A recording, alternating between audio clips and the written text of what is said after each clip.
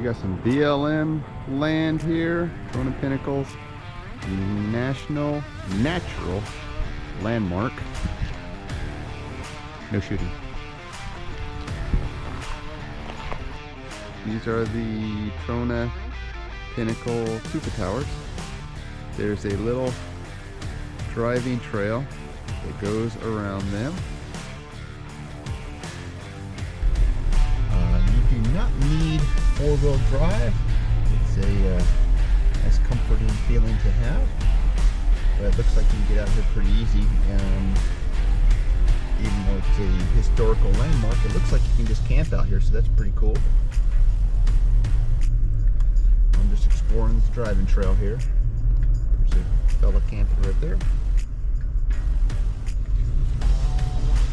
Okay, so I know I said that you could do this in two-wheel drive, and you definitely can.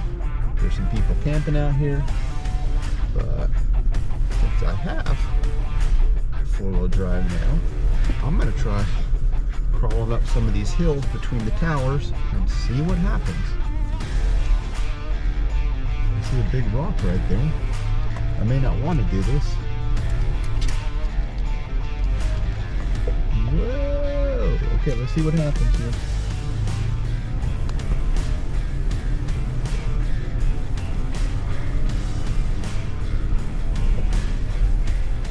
I don't know where I'm going.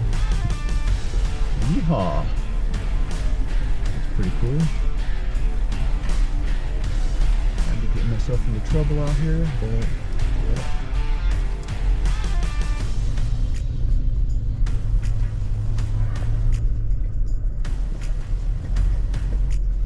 Alright, let's see what happens here.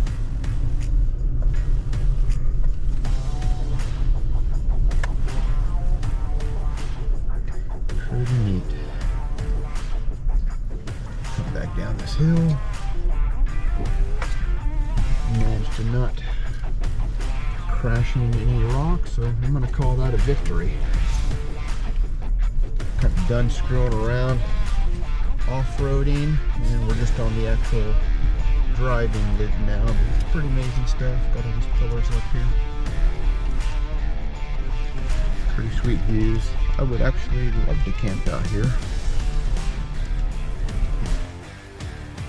Alright, so I finished the driving trail. Actually, there's a little restroom here. Tacos performed admirably. I'm gonna hit this little tiny walking trail here. I don't know how far it is, but not very far. I didn't really check to see how far this trail is, but it doesn't look like it goes very far. I think we're just gonna wind up. There's some of these little towers up here.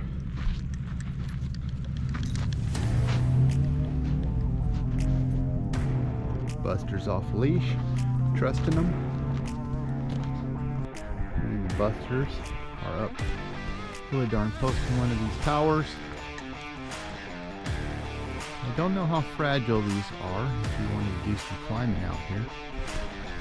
But you can see that they're kind of porous. Looks like they have a lot of empty spaces in there.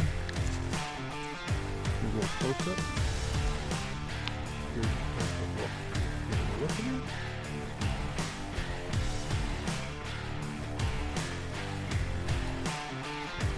Beautiful day in the desert. Well,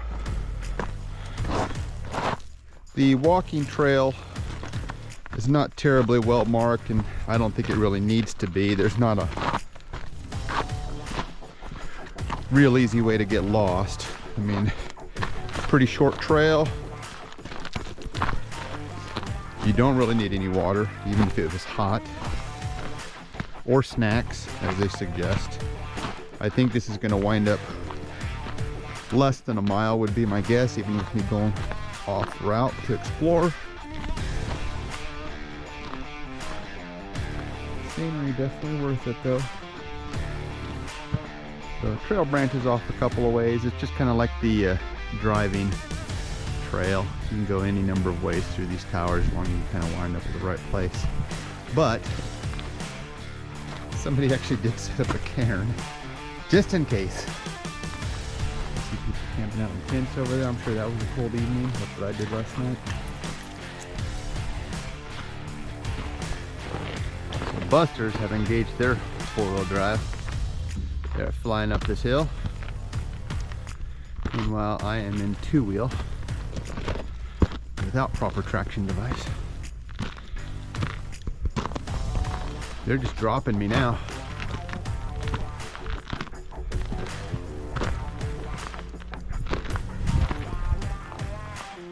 I think it's kind of interesting that on top of some of these towers, there's little, well not little, but there's smaller rocks kind of broken off, just sitting on the top of them. I see one out there in the distance. I see one up there, and there's a big mammoth sucker sitting right up there on top of that one. I think he's about 30 or 40 feet high. That sounds pretty accurate. I'm not sure how visible this is. This is a registered national landmark, 1968. Well, that is pretty much Pinnacles National Monument. I think my walking hike ended up being about 3/4 of a mile, so not a lot of work there. Yeah, kind of cool. Reminds me a little bit of Alabama Hills, just flatter and with maybe a few more interesting rock structures. But yeah, I think next time I'll try to camp out here. Should be a lot of fun.